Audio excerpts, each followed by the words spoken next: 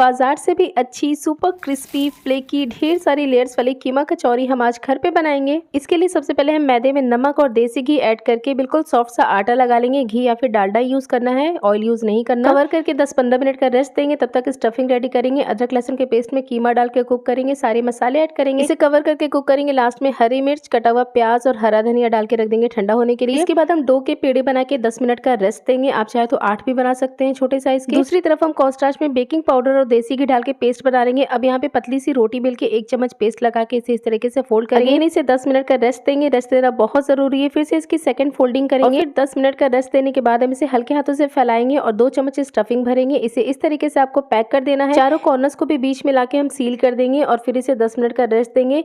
फिर ठंडे तेल में इसे डालेंगे, फ्लैट करके बिल्कुल लो फ्लेम पे 15 से 20 मिनट के लिए फ्राई करना है। बीच में 5 मिनट के लिए फ्लेम को मीडियम टू हाई पे रखना है, जिससे कि ये फूल जाए और कलर भी प्यारा सा आ जाए। आप भी फटाफट से ट्राई करें।